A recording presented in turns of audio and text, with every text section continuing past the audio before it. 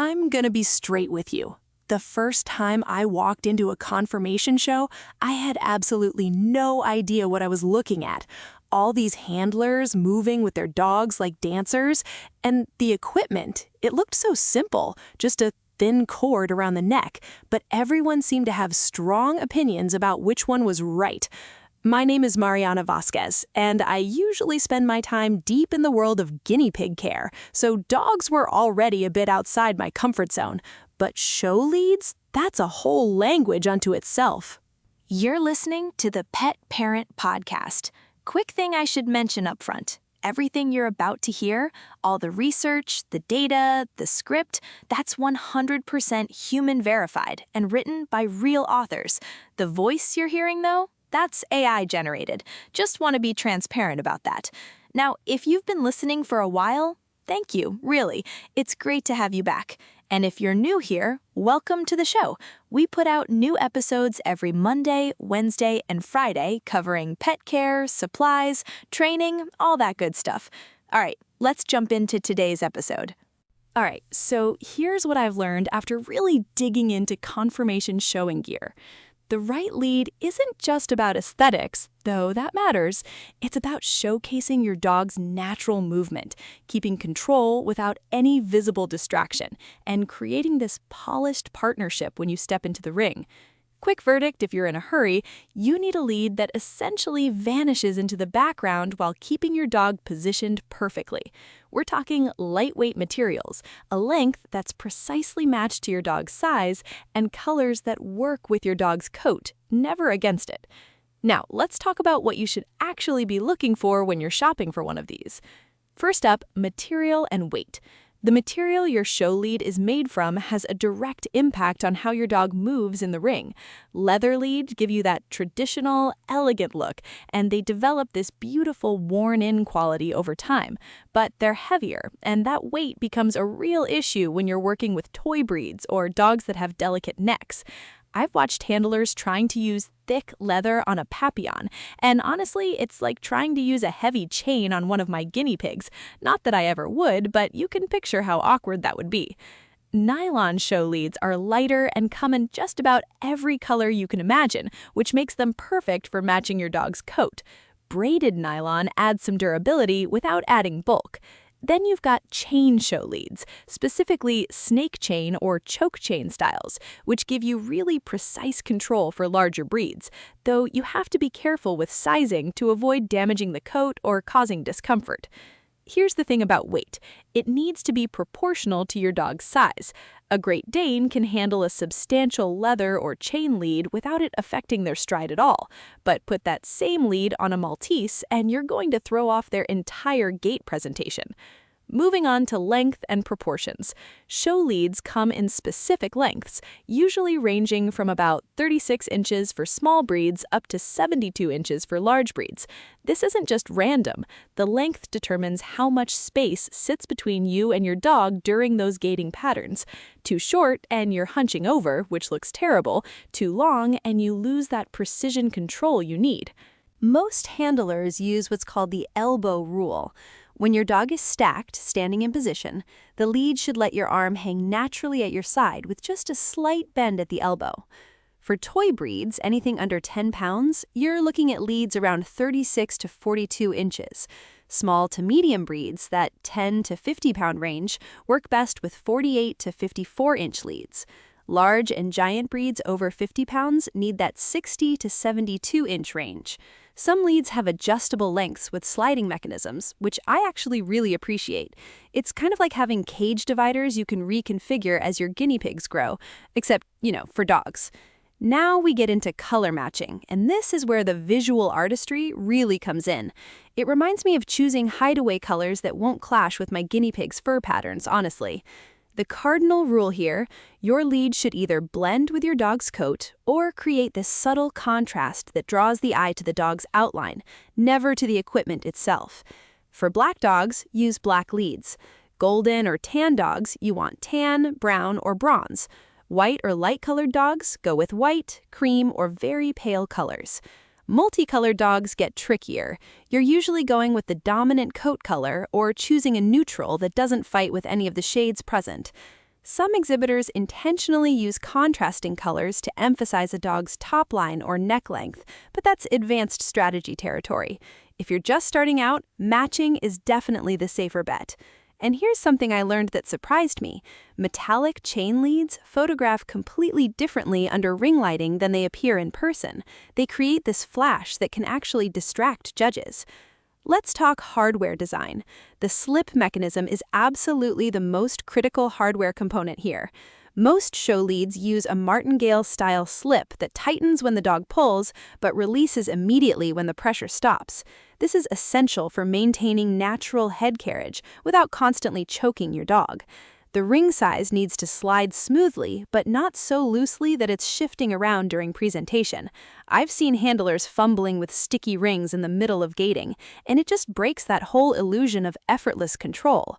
You've got O-ring versus D-ring slips. O-rings slide more smoothly, and they're gentler on delicate coats. D-rings offer more positive stops for dogs that are strong pullers. Some leads include these little stop beads that prevent the slip from tightening too much. That's particularly important for brachiocephalic breeds, the flat-faced ones, or dogs with any kind of tracheal sensitivity. The handle construction matters more than you'd think, too. Braided loops distribute pressure across your palm during those extended showing days when you're doing multiple classes over multiple dates. Leather-wrapped handles prevent rope burn.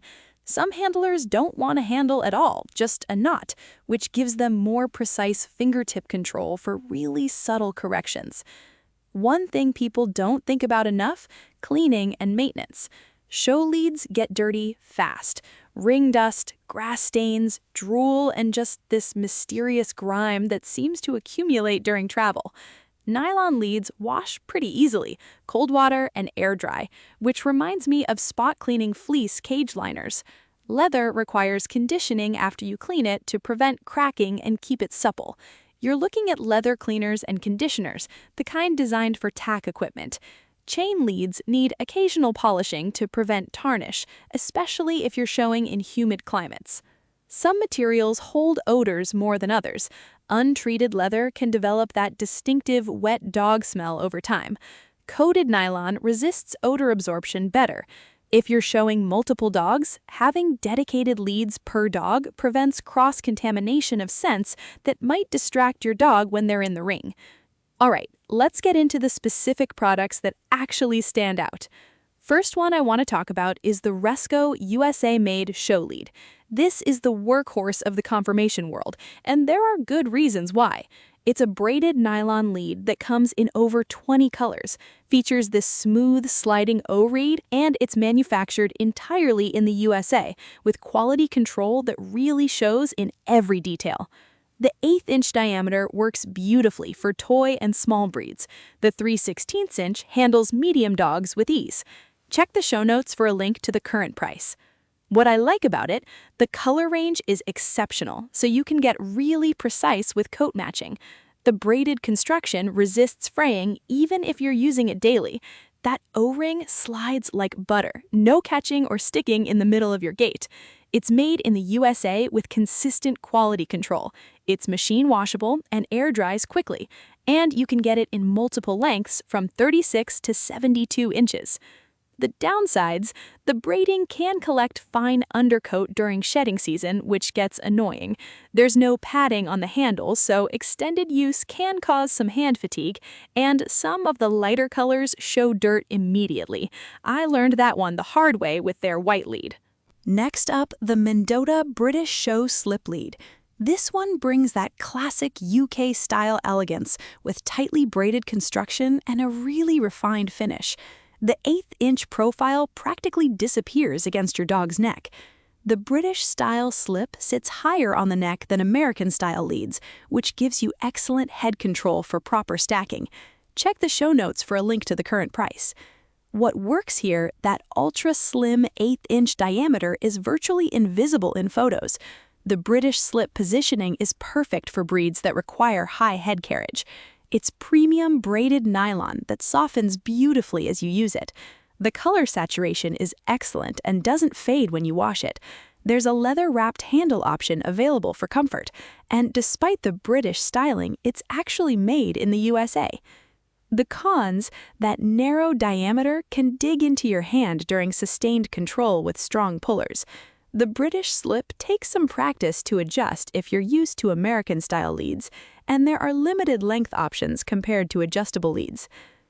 The Coastal Pet Show lead with comfort grip addresses the hand fatigue issue head-on. It's got this cushioned grip section that actually makes a real difference during all-day shows. You can get it in both nylon and leather versions, so you get professional appearance with amateur-friendly ergonomics. Check the show notes for a link to the current price. The pros, that cushioned grip dramatically reduces hand strain during long show days. You can choose between leather or nylon to match your aesthetic preference. The color variety is adequate for most coat-matching needs. The construction is durable and holds up to weekly training and monthly showing. It's reasonably priced for entry-level handlers, and the slip mechanism releases cleanly without catching hair. The downsides, that cushioned grip adds visual bulk that some judges might notice. The leather version requires regular conditioning to prevent the grip section from cracking, and at 54 inches, the standard length doesn't work well for very tall or very short handlers. Moving on to the Pet Ego Fashion Show Martingale lead. This one combines show functionality with everyday versatility through its martingale action that works both in the ring and during training sessions. The reflective stitching is subtle enough for showing but adds safety during those early morning practice sessions. Check the show notes for a link to the current price. What I appreciate, it's a dual-purpose design that transitions from show ring to training seamlessly. The martingale action is gentle on tracheas while maintaining control. Those reflective elements are genuinely useful for pre-dawn practice walks. It's machine washable without the color bleeding. It's an affordable option if you're showing multiple dogs, and there's a quick adjust slide for different handler heights. The cons, the martingale hardware is slightly heavier than pure slip leads. That reflective stitching can catch light in ways that distract in heavily lit indoor shows. And there are limited premium color options, mostly just primaries rather than breed-specific shades. The Top Dog English Show Slip Lead features kangaroo leather construction that combines the elegance of leather with surprising lightness. This is the lead I'd reach for if I were showing toy breeds or dogs with delicate necks. It's got the visual weight of traditional leather without the physical heft. Check the show notes for a link to the current price. The pros here: kangaroo leather is about 30% lighter than cowhide, while actually being more durable. It develops this rich patina that looks better with age. The feel is incredibly supple and won't irritate sensitive skin. The thin profile, about 4 millimeters, works perfectly for small to medium breeds. Natural leather colors complement most coat shades, and it's handmade with careful attention to stitching details. The cons: premium pricing reflects the exotic leather sourcing. It requires regular leather conditioning to maintain that suppleness. The thin profile doesn't provide enough grip surface for giant breed control. And you've got limited color options since you're working with natural leather tones. Last one I want to cover is the Owl Valley Show Lead with stop bead. This includes an adjustable stop bead that prevents over-tightening, a feature I honestly wish more leads incorporated. This is particularly valuable for brachiocephalic breeds or any dog with respiratory sensitivity where precise slip control actually matters for safety. Check the show notes for a link to the current price. What works? That adjustable stop bead prevents accidental over-tightening. You can get it in both nylon and leather versions. Wide color selection, including metallics for special presentation needs. Professional appearance meets safety functionality. Durable construction from a brand that professional handlers trust. And the stop mechanism doesn't interfere with natural slip action during gating. The downsides: the stop bead adds a small visual element that some purist judges might notice. Adjusting the bead position requires tools like needle nose pliers for permanent changes. And there's a slightly higher price point than basic slip leads without stop features. Now let's get into some questions that come up a lot. What's the difference between a show lead and a regular training leash? A dog show lead is specifically designed to be minimally visible while providing precise control during conformation showing. Training leashes prioritize durability and handler comfort for everyday use. Show leads are typically much thinner. We're talking 1/8 inch to 3/16ths inch diameter, compared to 1/2 inch or wider for training leashes.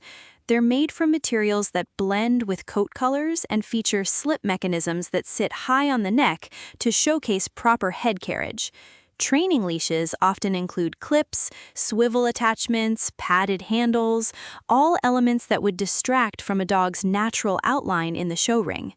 The American Kennel Club Conformation standards emphasize minimal equipment interference, which is exactly why show leads are designed to essentially disappear while maintaining control.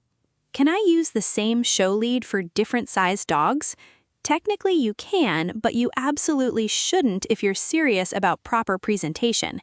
Each dog needs a lead that's proportioned to their size, neck circumference, and gait characteristics. Using your Great Dane's 72-inch leather lead on a Yorkshire Terrier would be like trying to use adult-sized grooming equipment on a puppy. It just doesn't work. The length needs to allow proper handler positioning, arm at a natural angle, not hunched or overstretched, and the diameter must be proportional to the dog's neck to avoid looking bulky or causing discomfort. Small breed leads, that 36 to 42-inch range with 1/8 inch diameter, would give you inadequate control on a large dog. Large breed leads, 60 to 72 inches with 3/16 inch or thicker diameter, would completely overwhelm a toy dog's presentation. Most professional handlers I've researched maintain separate lead collections organized by dog size. Many of them color code leads to specific dogs to make sure they grab the right one in the chaos of show day prep. How do I determine the right color for my show lead? The goal is to choose a color that complements your dog's coat without creating visual distraction. Think of it like choosing backdrop colors that make your subject pop in photography. For solid colored dogs, match the lead to the coat color as closely as possible. Black dogs get black leads, golden dogs get tan or bronze, white dogs get white or cream. For multicolored or patterned dogs, merles, brindles, party colors, select the dominant color or the color that runs along the top line where the lead actually sits. There's an advanced technique some handlers use where they choose a contrasting color to emphasize a dog's strengths. A darker lead on a light-colored dog with an exceptional top line draws the eye to that outline. But this requires understanding ring presentation at a level that takes years to develop.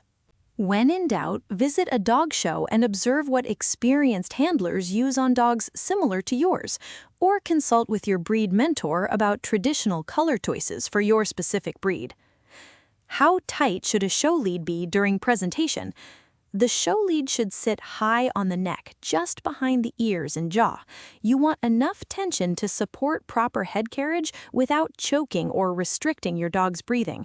It's a delicate balance that feels completely different from how you'd use a regular collar.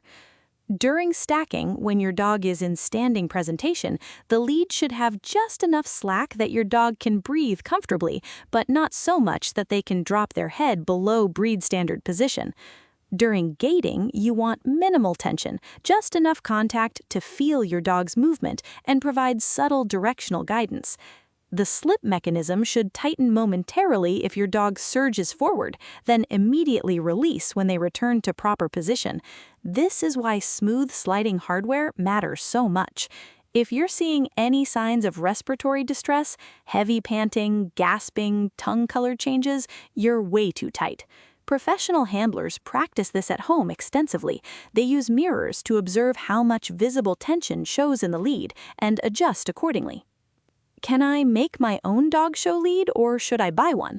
While you can technically make your own show lead from paracord or climbing rope, there are plenty of tutorials online, buying a professionally manufactured lead is the better choice for actual competition, unless you have significant experience with both equipment crafting and show ring requirements.